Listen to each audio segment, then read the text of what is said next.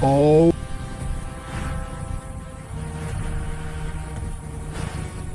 The old auction barn stood at the edge of town, where the desert met the last fence post of civilization. Its wooden walls were gray from years of sun and wind. Inside, the air was thick and heavy. It smelled like dust, animal sweat, and broken dreams. Sunlight came through the cracks in the roof, making bright lines across the dirt floor. It was Saturday morning. Ranchers came from all over the county for the horse auction. They wore boots caked with mud, hats pulled low, and faces that showed no emotion. These were hard men who worked hard land. They knew horses, they knew value. And they knew when something was worth their money. The auctioneer stood on a wooden platform, his voice loud and fast. He'd been selling horses for 30 years. He could spot a good horse from 100 feet away.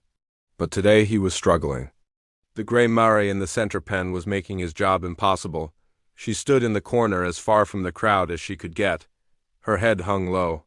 Her ribs showed through her dull coat like the bars of a cage. Scars covered her body-long white lines that told stories of barbed wire, rough handling, and pain. Her left ear was torn and bent at an odd angle. Her right front hoof had a crack running up the side. When she shifted her weight, her back leg shook like a leaf in the wind. "Come on, gentlemen," the auctioneer called out. "She's got good bones, strong back. She just needs some feed and care."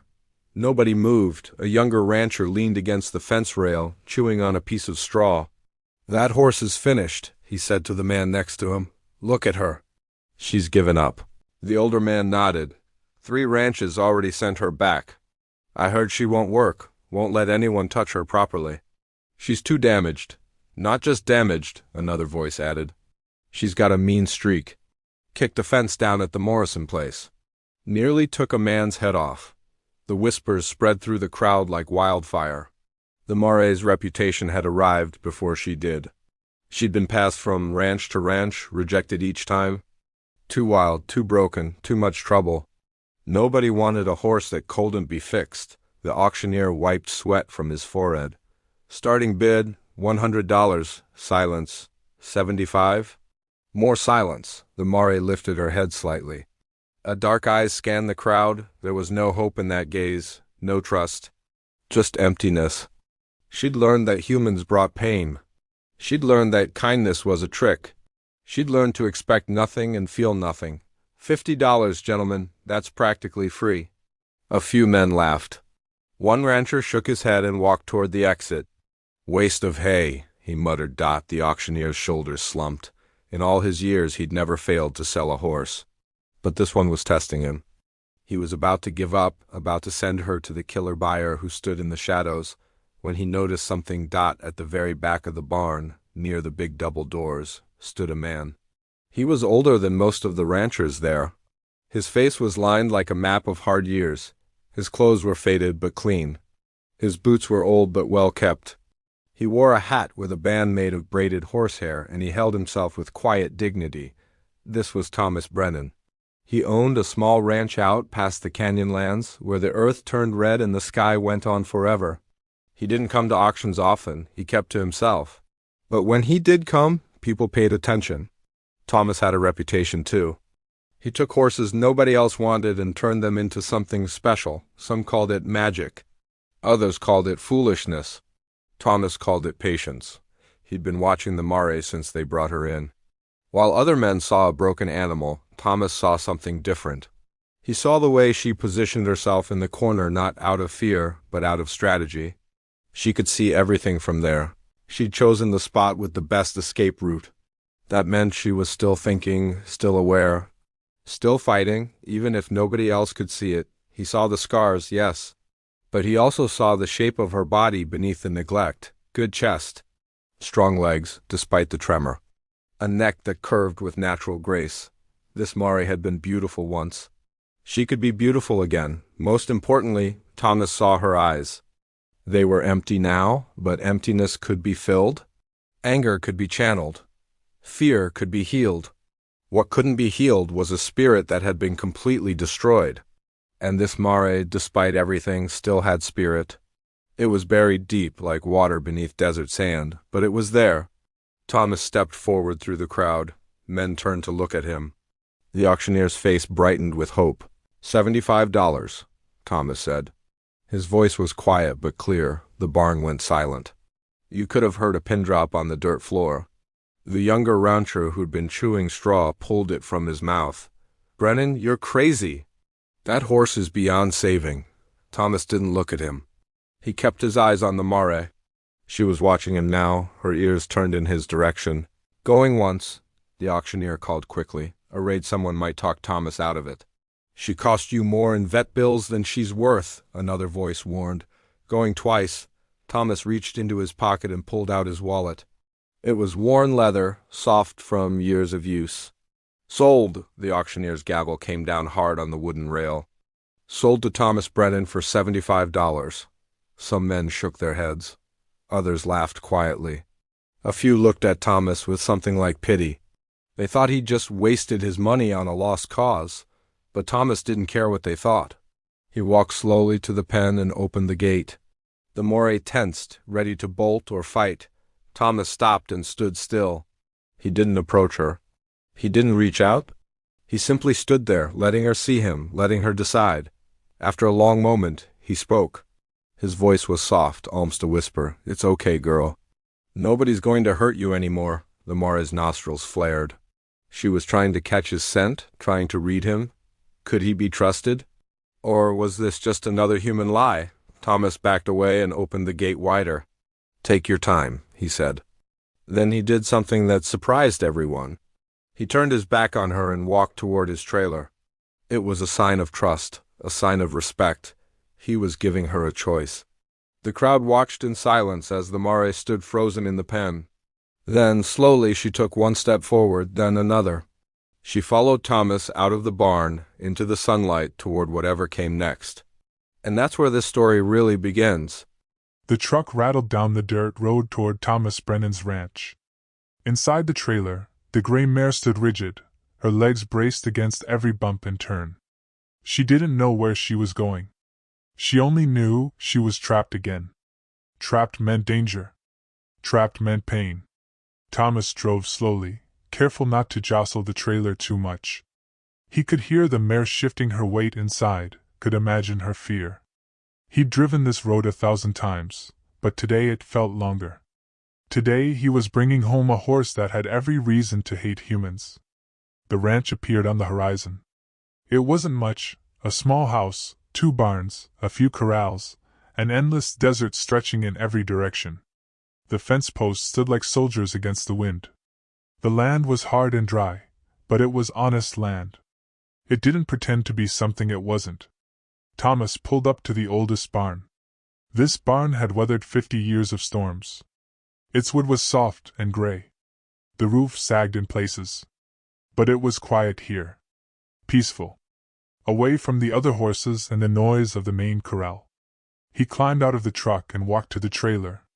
Through the slats, he could see the mare. Her eyes were wide. Her nostrils flared.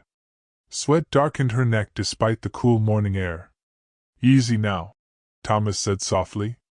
We're home. Home. The word felt strange. This mare had never had a real home.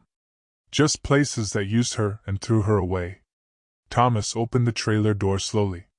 The mare pressed herself against the far wall. Her whole body trembled. She was ready to explode, to kick, to run, to fight for her life. But Thomas didn't rush her. He tied the door open and walked away. He went to the barn and opened a stall. He filled the water bucket with fresh, clean water. He threw down hay, good hay, not the moldy scraps some ranchers fed their cheap horses. Then he walked back to his house and sat on the porch. He waited. An hour passed. The sun climbed higher. The mare didn't move. 2 hours passed. A hawk circled overhead, hunting. The mare stayed frozen in the trailer. 3 hours passed. The shadows started to shift. And finally, the mare took one small step toward the open door. She stopped. Listened. Looked around for the trap. Nothing happened. No one yelled. No one came running with ropes. She took another step. And another. Then she jumped down from the trailer and stood in the open air, her body coiled tight like a spring. Thomas watched from the porch. He didn't move. Didn't call to her. Just watched. The mare looked at the open stall. At the hay. At the water. Her sides heaved with nervous breathing. She wanted that water. She was so thirsty. But wanting something from humans always came with a price. She waited for the price to appear. It didn't. Finally, thirst won over fear. The mare walked into the stall. She plunged her nose into the water bucket and drank deeply. It was the best water she'd ever tasted. Cold. Clean. No algae. No dirt. Just pure water. When she finished drinking, she turned to the hay. She ate like she'd never eaten before. Because in many ways, she hadn't. Not like this. Not without someone yelling at her or another horse stealing her food. Thomas stood up and walked slowly to the barn. The mare's head shot up. Hay hung from her mouth. Her muscles tensed. Thomas stopped 10 feet from the stall. "That's yours," he said quietly. "All of it. Nobody's going to take it from you." The mare stared at him. Her ears pinned back. She didn't believe him. Thomas reached out slowly and closed the stall door. Not locking her in, just closing it enough so she felt safe. So she had boundaries. Then he turned and walked away. That night, Thomas lay in bed listening to the desert wind. He thought about the mare alone in the barn. He thought about all the things that had been done to her. The beatings. The neglect. The betrayals. He made a promise to himself. He would never force her. Never rush her. She would heal on her own time, or not at all. The next morning, Thomas woke before sunrise. He made coffee, strong and black. Then he walked to the barn carrying a bucket of grain. The mare was standing in the corner of her stall, as far from the door as possible. She watched him with hard eyes. Thomas set the grain bucket by the door. "Good morning," he said. Then he left. This became the routine. Every morning, Thomas brought food and water. Every morning, he spoke a few quiet words. Every morning, he left without asking for anything in return. The mare didn't understand. In her experience, humans always wanted something. They wanted work.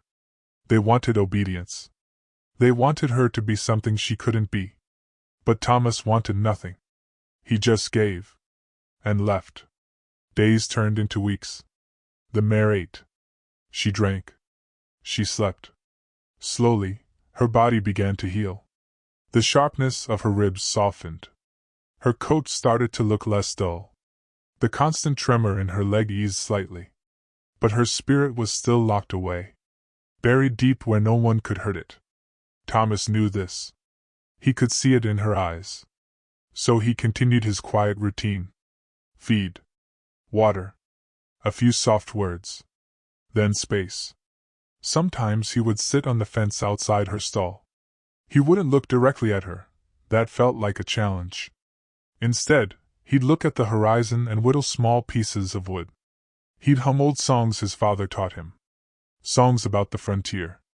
About cowboys and cattle drives. About loneliness and hope.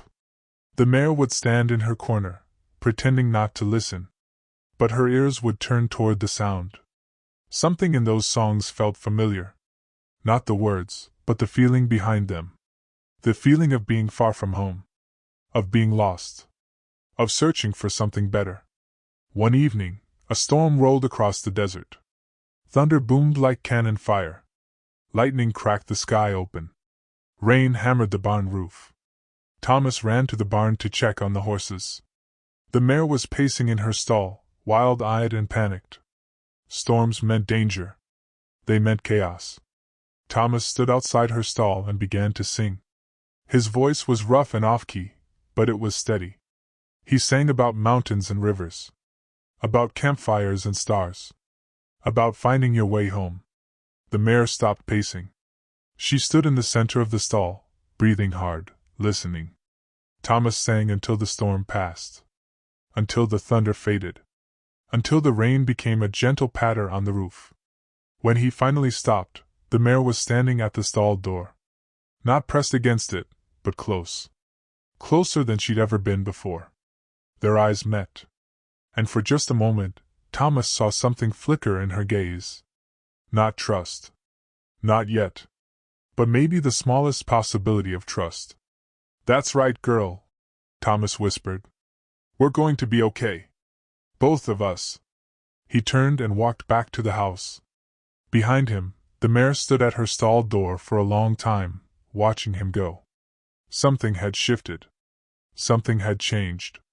The wall between them had developed its first tiny crack. And through that crack, the faintest light was beginning to shine. 3 months had passed since Thomas brought the gray mare home. The desert winter was ending. Spring was coming to the canyon lands.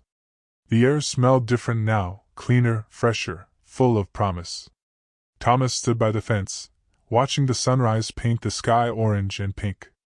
He did this every morning. It was his ritual. His moment of peace before the day's work began. But this morning felt different. Something was shifting. He could feel it in his bones. The mare stood in the corral, 20 feet away. She was watching him too. This had become their routine. Every morning, Thomas would come to the fence. The mare would watch from a distance. They would share the silence together. No pressure. No demands. Just two beings existing in the same space. But today, the mare did something new. She took a step toward Thomas. Then another. Thomas didn't move. He barely breathed. His heart was pounding, but he kept his body still. After 3 months of patience, after 3 months of waiting, this was the moment he'd been hoping for. The mare walked slowly across the corral. Her hooves made soft sounds in the dirt. She stopped 5 feet away from the fence. Her dark eyes studied Thomas's face.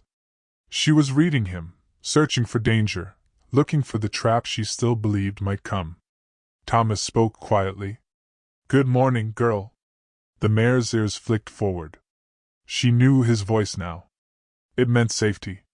It meant food and water. It meant no pain.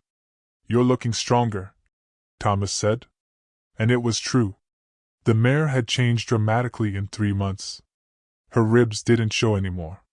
Her coat had a shine to it. The dull, lifeless gray had become silver in the right light. Her muscles had filled out from good hay and grain. Even the tremor in her back leg had improved. She still limped slightly, but she could move without pain now. The mare took another step. She was only 3 feet from the fence now. Close enough that Thomas could smell her, that good horse smell of grass and earth and dust.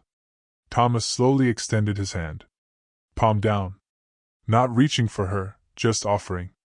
Letting her choose. The mare stretched her neck forward. Her nose came closer to his hand. 1 inch. 2 inches. Thomas could feel her warm breath on his skin. Then she touched him. It was the smallest touch. Just her nose against his palm for a second. But it meant everything. It was her way of saying, "Maybe I can trust you. Maybe you're different." Thomas felt his eyes burn with emotion.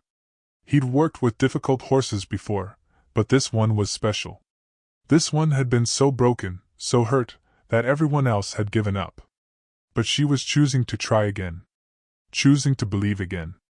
"That's a good girl," Thomas whispered. "That's my good girl." The mare pulled back, but she didn't run away. She stayed there, watching him. And for the first time since he'd brought her home, Thomas saw something different in her eyes. Not emptiness. Not fear. But curiosity. Interest. Maybe even the beginning of hope. Thomas reached into his jacket pocket and pulled out an apple. He'd been carrying one every morning for 3 months, waiting for this moment. He held it out on his flat palm. The mare looked at the apple. Then at Thomas. Then back at the apple. She wanted it. Thomas could see the hunger in her eyes. But she was still scared. Still unsure. "It's okay," Thomas said. "It's yours.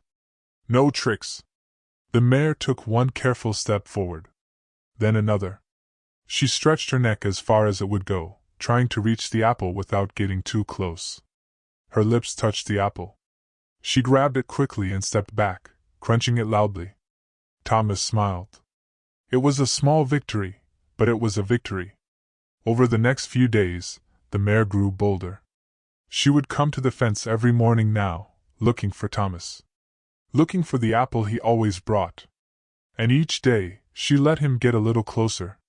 By the end of the week, Thomas could stand next to her without her flinching. He could run his hand along her neck. She would lean into his touch, enjoying it, maybe even craving it after so many months of isolation. One morning, Thomas brought a brush to the fence. The mare eyed it suspiciously. She'd been brushed before, but not gently. In the past, brushing meant rough hands and impatient treatment. Thomas showed her the brush. Let her smell it. We're going to take our time, he told her. Just like everything else. He started at her shoulder, moving the brush in slow, gentle strokes. The mare tensed at first, ready to bolt. But Thomas kept his movements soft and predictable.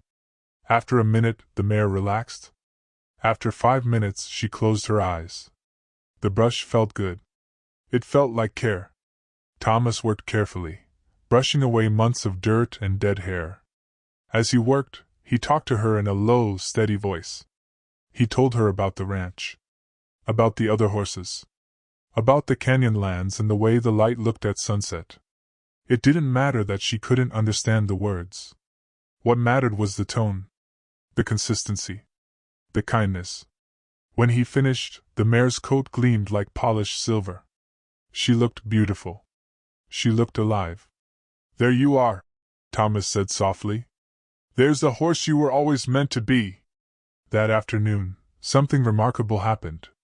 Thomas was working in the round pen with one of his other horses when he felt eyes on him. He turned and saw the mare standing at the fence, watching. She'd never shown interest in the other horses before. She'd kept to herself, stayed in her corner, avoided everything. But now she was watching. Learning. Wanting to be part of something again. Thomas walked to the gate and opened it. He didn't call to her. Didn't coax her. He simply opened the gate and waited. The mare looked at the open gate. At Thomas. At the round pen beyond. She was making a choice. A big choice. To step into a new space. To try something new. To trust. She walked through the gate. Thomas's throat tightened with emotion. This mare, who 3 months ago wouldn't let anyone near her, was choosing to be with him. Choosing to work with him. Choosing to trust. He started walking slowly around the pen. The mare followed. Not because she had to. Not because a rope forced her. But because she wanted to. They moved together, man and horse, in a slow, careful dance. Thomas would change direction, and the mare would follow. He would stop, and she would stop. It was beautiful. Natural. Like they'd been partners for years instead of months. Word began to spread through the county. People heard that Brennan's rejected mare was doing something special. Ranchers who'd passed on her at auction started asking questions. How did he do it? What was his secret? But Thomas had no secret. He had only patience. Respect. And the belief that every living thing deserves a second chance. The mare nobody wanted was becoming the horse everyone talked about. And the best part? Her story was just beginning. 6 months had passed since the auction. Summer had arrived in the canyon lands with brutal heat and cloudless skies. The grass turned brown. The earth cracked. Water became precious. It was the hardest season, the season that tested everything. The gray mare was unrecognizable now. Her coat gleamed like polished metal in the sunlight. Her muscles were strong and defined. She moved with grace and power. The limp was almost completely gone. Only someone who knew her story would notice the slight hitch in her step. But the biggest change wasn't physical. It was in her eyes. They were alive now. Alert. Intelligent. When she looked at Thomas, there was something there that hadn't existed before. Trust. Maybe even love. Thomas had named her Silver. It seemed right. She'd been gray and dull when he found her, but now she shone. She transformed from something broken into something precious. Every morning, Silver would wait at the fence for Thomas. She would nicker softly when she saw him coming. He would bring her an apple and scratch that special spot behind her ear that made her lip twitch with pleasure. Then they would work together. Thomas had started riding her 2 months ago. The first time he put a saddle on her back, he half expected her to explode. Horses with her history often did. But Silver just stood quietly, trembling slightly, trusting him not to hurt her. When he finally swung into the saddle, Silver took a deep breath and waited. Thomas sat perfectly still, letting her adjust to his weight. Then he asked her to walk with the gentlest pressure of his legs. She walked. No bucking. No running. Just walking. They progressed quickly after that. Silver was smart. She learned fast. Within weeks, they were trotting and cantering together. Thomas could guide her with the smallest movement. She responded to his voice, his body, his energy. They'd become a team. Other ranchers started coming by to see her.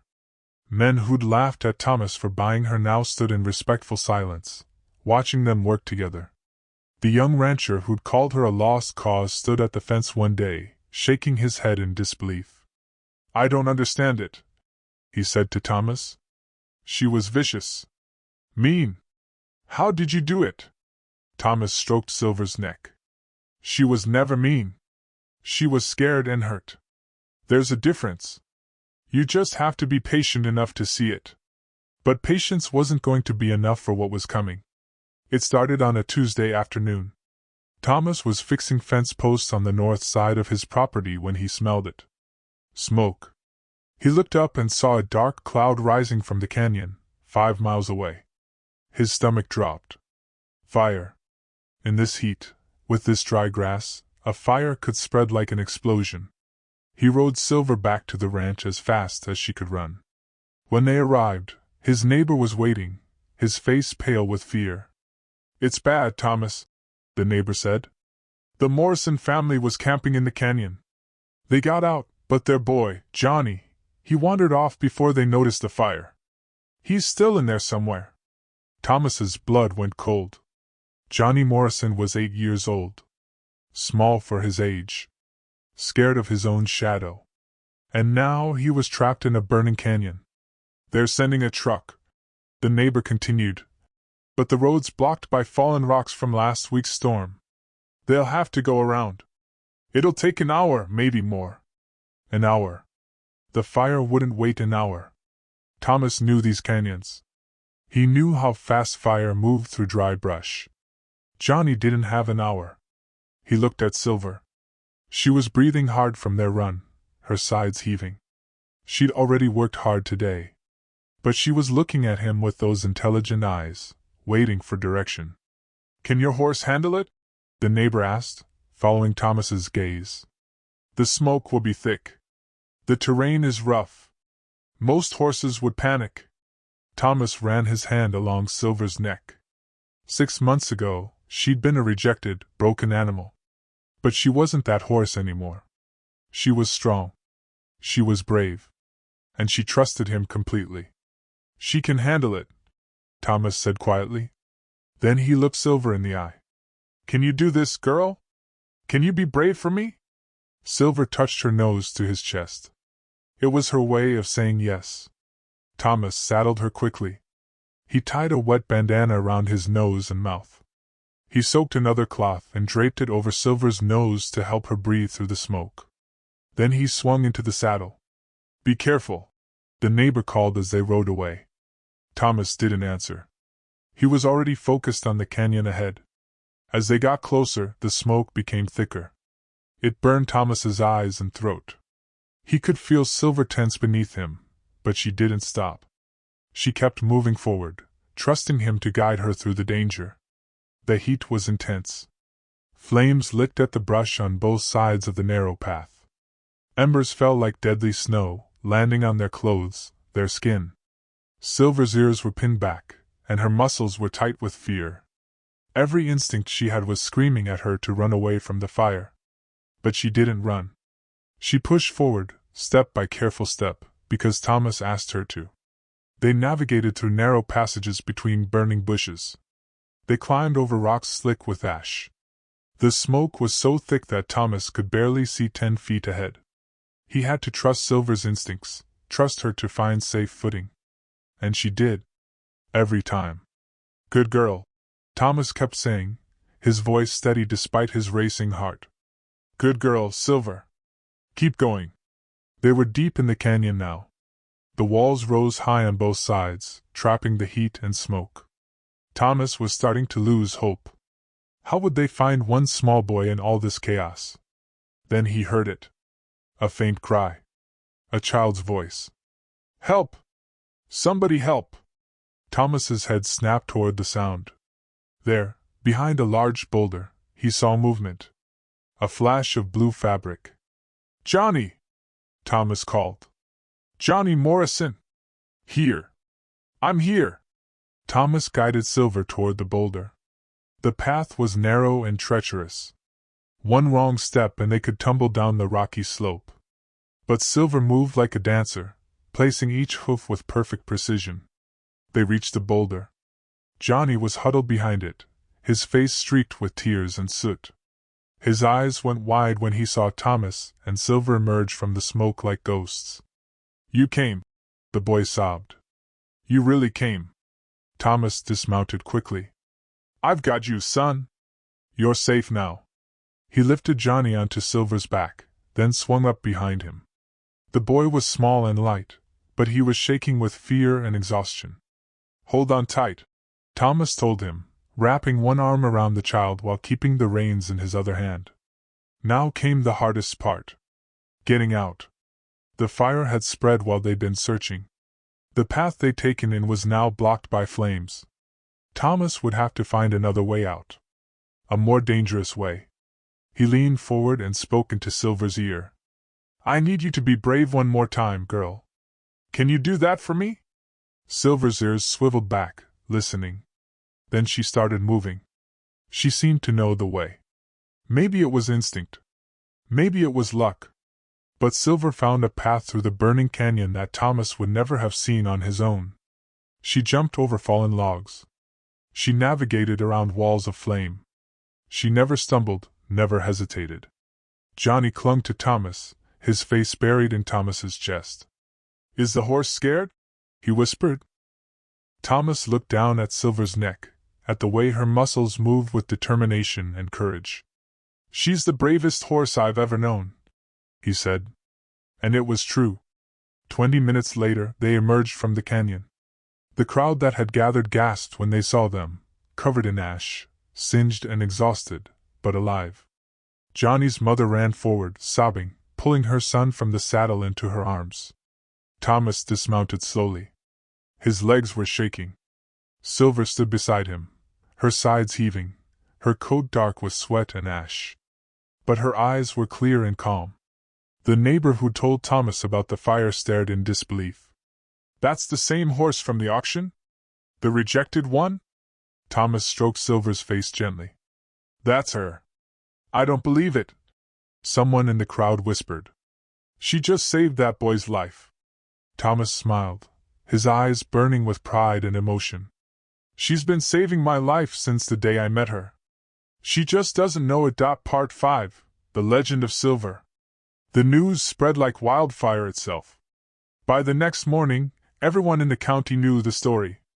The rejected mare that nobody wanted had run into a burning canyon and saved a child's life. People couldn't stop talking about it. Reporters came from the nearest town. They wanted to take pictures of Silver. They wanted to interview Thomas. They wanted to know how a broken, damaged horse became a hero. Thomas didn't like the attention. He was a private man who preferred the company of horses to people. But he tolerated it because he understood something important. Silver's story wasn't just about one horse. It was about second chances. It was about seeing value where others saw nothing. And people needed to hear that message.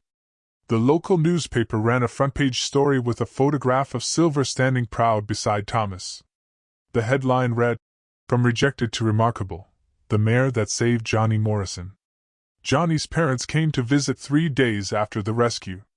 They brought flowers for Thomas and a bag of the best apples money could buy for Silver. Mrs. Morrison cried when she saw the gray mare. "I can't thank you enough," she said to Thomas. "You risked your life. And your beautiful horse, she's so brave." Thomas shook his head. 6 months ago, everyone said she was worthless. They said she was too broken to fix. But she was never broken. She just needed someone to believe in her. Mr. Morrison looked at Silver with wonder. "I heard you only paid $75 for her." "Best $75 I ever spent," Thomas replied. Johnny approached Silver carefully. He was still shaken from his ordeal, but he wanted to thank the horse that saved him. Silver lowered her head and let the boy touch her soft nose. Johnny's eyes filled with tears. "Thank you," he whispered to her. "Thank you for being brave." Silver exhaled softly, her warm breath ruffling the boy's hair. It was her way of saying, "You're welcome." The visitors kept coming. Ranchers who had passed on Silver at the auction showed up, shamefaced and curious. They wanted to see the transformation with their own eyes. The young rancher who'd called her a lost cause stood at the fence one afternoon, watching Thomas work with Silver. She responded to his slightest command. She moved like poetry. She was confident, graceful, completely trusting. "I was wrong about her," the young man admitted. "I was completely wrong." Thomas nodded. "Most people were. But that's because they were looking at what she was, not what she could become. Every living thing has potential. You just have to be willing to wait for it." "How long did it take?" another rancher asked. "To get her to trust you?" Thomas thought about it. 3 months before she let me touch her. 6 months before I could ride her. But trust? Real trust? That's still growing every day. Trust isn't a destination. It's a journey. The ranchers nodded, taking in his words. They'd learned something valuable. Patience wasn't weakness. Gentleness wasn't foolishness. Sometimes the slow way was the best way. As weeks passed, life returned to normal at Thomas's ranch. The reporters stopped coming. The visitors became less frequent. But Silver's reputation remained. She'd become a legend in the county. Parents told their children her story. Teachers used her as an example in school. She represented hope and transformation. But for Thomas, she was simply Silver. His partner. His friend. The horse who taught him as much as he'd taught her. One evening, as the sun set over the canyon lands, Thomas sat on the fence watching Silver graze in the pasture. The sky was painted orange and purple. The air was cooling after another hot day. Everything was peaceful. Silver lifted her head and looked at him. Then she did something she'd never done before. She walked all the way across the pasture, straight to the fence, and pressed her forehead against Thomas's chest. It was a gesture of pure affection. Pure trust. Pure love. Thomas wrapped his arms around her neck and closed his eyes. "We've come a long way, haven't we, girl?" Silver stood perfectly still, letting him hold her. The scared, broken mare from the auction barn was gone. In her place stood a confident, courageous horse who knew she was valued. Who knew she was loved. Thomas thought about that day at the auction. He remembered the way everyone had looked at Silver with disgust and pity. He remembered the whispers. The laughter. The certainty that she was worthless. And he thought about what she'd become. A hero. A lifesaver. A testament to the power of patience and belief. "You know what the funny thing is?" Thomas said softly. "Everyone thinks I saved you. But the truth is you saved me too." It was true. Before Silver, Thomas had been lonely. His wife had passed 5 years ago. His children lived far away. He'd been going through the motions of life, but not really living. Silver had given him purpose again. She'd reminded him why he loved this work. Why he loved horses. Why patience and kindness mattered. She'd saved him just as much as he'd saved her. A truck pulled up the drive. Thomas looked up and saw it was the auctioneer from that day 6 months ago. The man got out and walked slowly to the fence, his hat in his hands. "Mr. Brennan," he said respectfully, "I hope you don't mind me stopping by." "Not at all," Thomas replied. The auctioneer looked at Silver. His eyes widened. Is that the same mare? It is. The man shook his head in disbelief. I've been selling horses for 30 years. I've never seen a transformation like this. Never.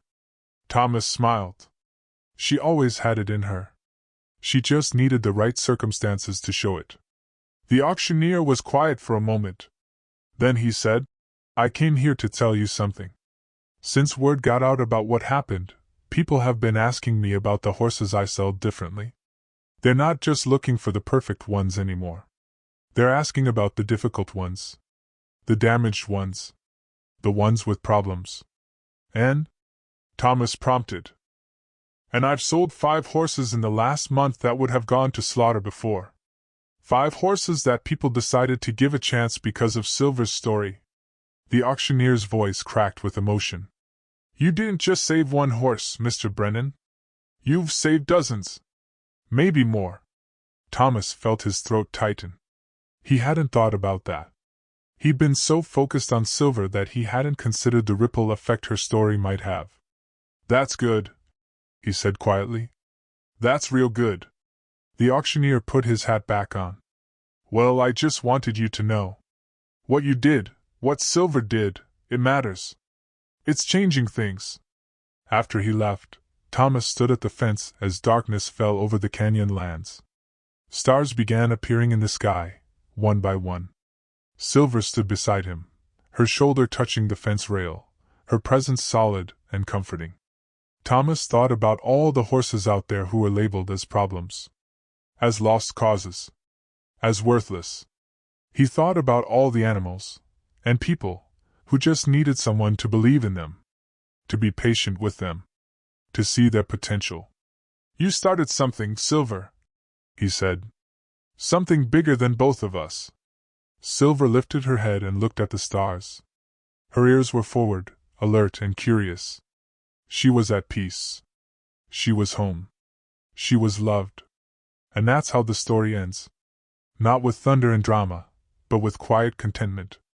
A rejected horse and a patient man, standing together under a desert sky, proving that sometimes the ones everyone gives up on become the ones who change everything. Silver had been bought for $75. She'd been scarred, broken, and afraid. But she'd found her way back from the darkness. She'd found courage. She'd found purpose. She'd found love. And in doing so, she'd reminded everyone who heard her story that no living thing is ever truly worthless. That patience is powerful. That kindness matters. That loyalty can change destiny. The mare nobody wanted had become the horse everyone remembered. And her legacy would live on long after the last star faded from the desert sky. The end.